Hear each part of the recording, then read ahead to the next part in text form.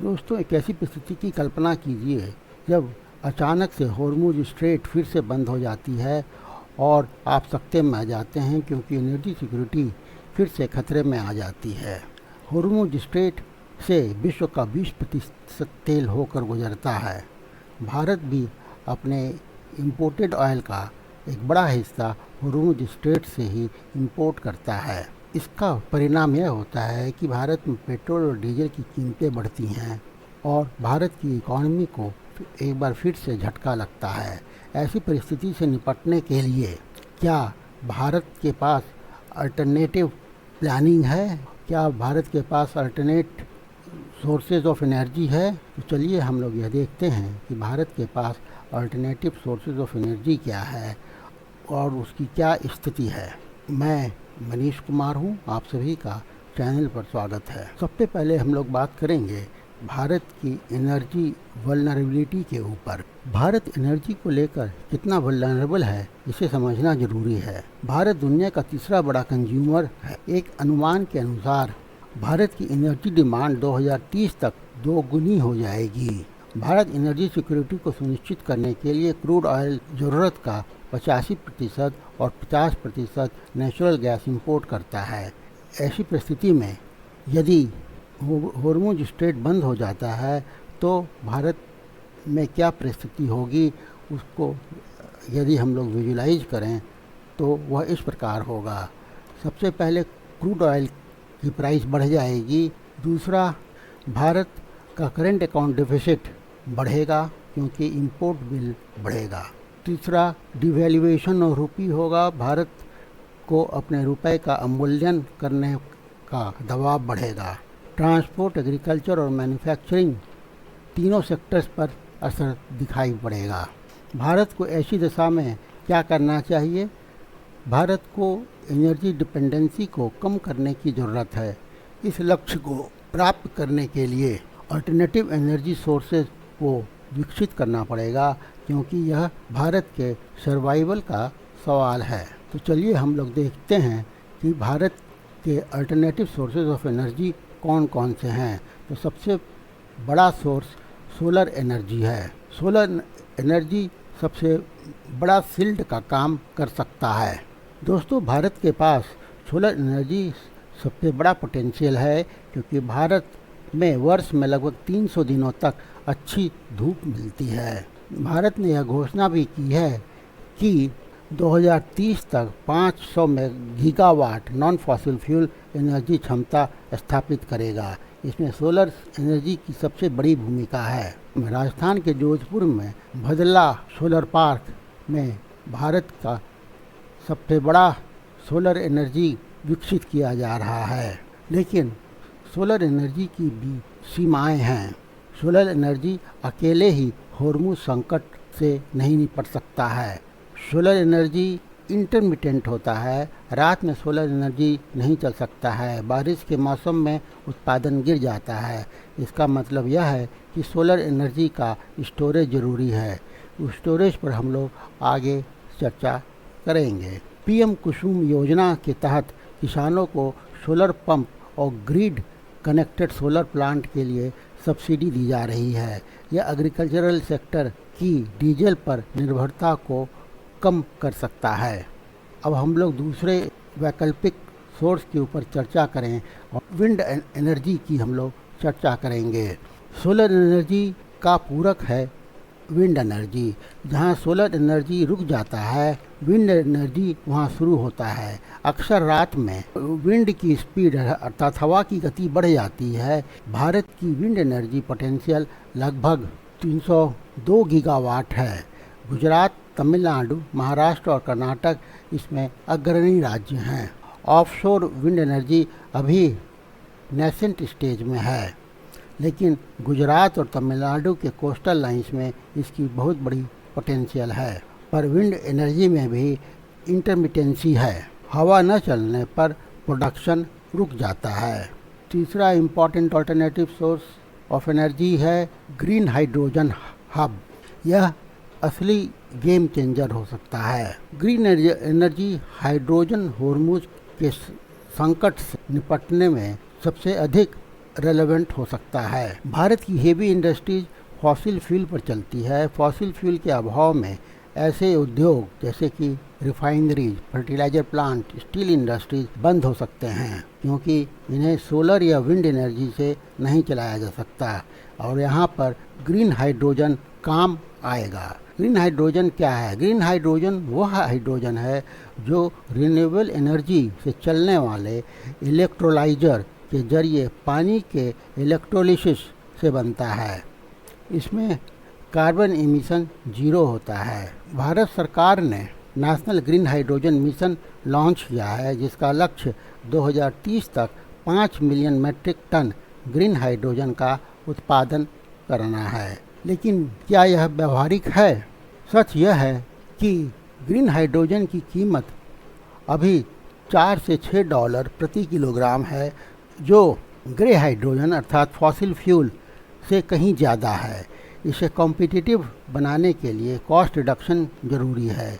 इसे यदि भारत 2030 तक संभव कर देता है तो ग्रीन हाइड्रोजन होर्मुज के बंद होने पर भारत की हेवी इंडस्ट्रीज़ को चला सकता है और यही ग्रीन हाइड्रोजन का स्ट्रेटेजिक वैल्यू है। चलिए अब हम लोग बात करते हैं बायो इथेनॉल और कंप्रेस्ड बायोगैस की। सबसे ज़्यादा प्रभाव होर्मुज के बंद होने का ट्रांसपोर्ट सेक्टर पर पड़ेगा।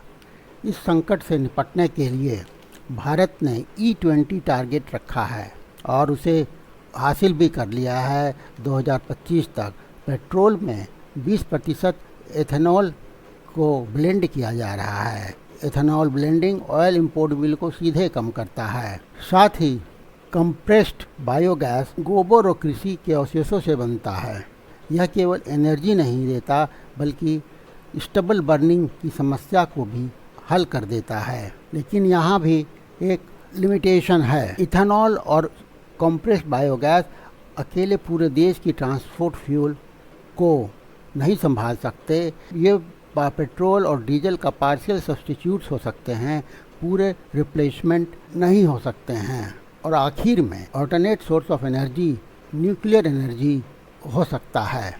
दोस्तों, न्यूक्लियर एनर्जी ऐसा सोर्स है जो 24 घंटे 365 दिन बिना रुके बेस लोड पावर दे सकता है। सोलर और विंड एनर्जी इंटरमिटेंट हैं। पावर कंटिन्यूअस और रिलायबल बेस लोड पावर होना चाहिए। भारत का लक्ष्य 22,480 मेगावाट तक न्यूक्लियर एनर्जी से बिजली का उत्पादन करना है। 2 मार्च 2026 को इंडिया कनाडा न्यूक्लियर डील इसी लक्ष्य को ध्यान में रख कर के किया गया है। इस डील के अंतर्गत यूरेनियम की सप्लाई सिक्योर होगी।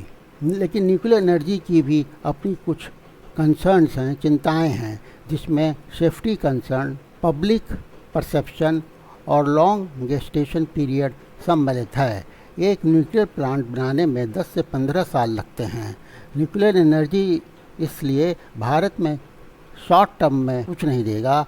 हाँ, लॉन्ग टर्म में एनर्जी सिक्योरिटी के लिए यह अनिवार्य है। अब हम लोग चैलेंजेस की बात करते हैं। अल्टरनेट सोर्स ऑफ एनर्जी के मार्ग में कई चुनौतियां हैं। पहली चुनौती है एनर्जी स्टोरेज का अभाव। सोलर और विंड एनर्जी इंटरमिटेंट हैं। इन्हें बैटरी में स्टोर किया जा सकता है, पर बैटरी मैन्युफैक्चरिंग में भारत को चीन पर निर्भर रहना पड़ता है। प्रोडक्शन लिंक इंसेंटिव स्कीम के तहत advanced chemistry cell battery production को बढ़ावा दिया जा रहा है, पर यह अभी शुरुआती स्टेज है। दूसरा, ग्रिड इंटीग्रेशन बहुत ही डिफ़िकल्ट है। रिन्यूएबल एनर्जी को मौजूदा पावर ग्रिड में इंटीग्रेट करना तकनीकी रूप से एक चुनौती है। इसके लिए स्मार्ट ग्रिड और ग्रिड मॉडर्नाइजेशन की ज़रूरत है।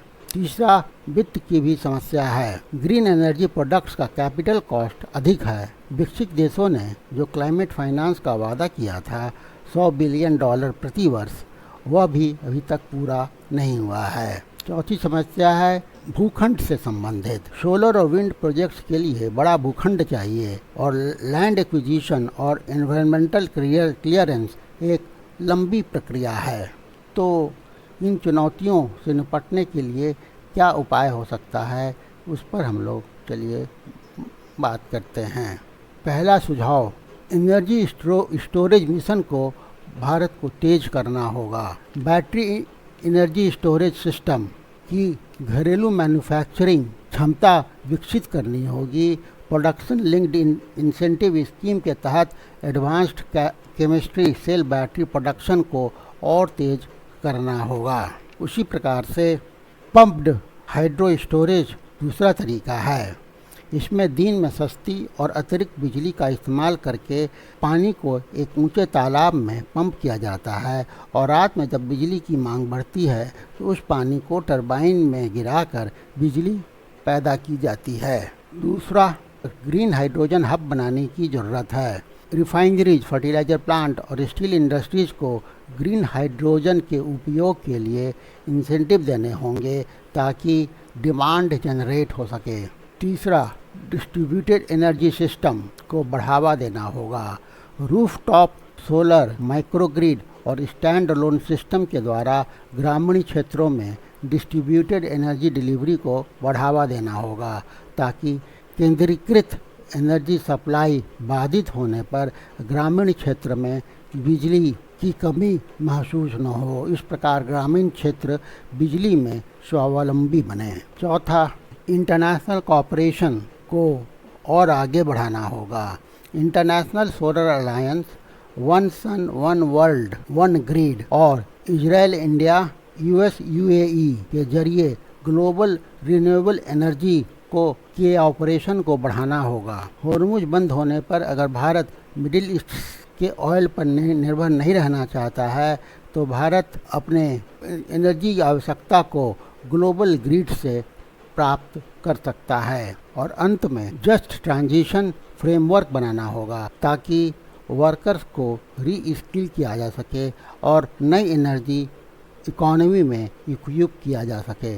निष्कर्ष के तौर पर कहा जा सकता है कि भारत की वैकल्पिक ऊर्जा की कहानी सिर्फ सूरज और हवा की नहीं है, यह चुनौतियों को अवसर में बदलने की कहानी है। यह इंटरमिटेंसी जैसी बड़ी तकनीकी समस्या को हल करने के लिए स्टोरेज और ग्रीन हाइड्रोजन जैसी नई तकनीक को अपनाने की कहानी है। यह सिर्फ भारत को ऊर्जा में आत्मनिर्भर बनाने की कहानी नहीं है, बल्कि यह आप और मेरे जैसे आम भारतीयों के लिए तरक्की और खुशहाली के नए रास्ते खोलने की कहानी है। साथियों, यदि आप लोगों को वीडियो अच्छा लगा हो, विश्लेषण अच्छा लगा हो तो वीडियो को लाइक करें, शेयर करें, अपनी राय दें और चैनल को सब्सक्राइब करना ना भूलें, क्योंकि इस तरह के विषयों पर आपको लगातार विश्लेषण दिया जाता रहेगा।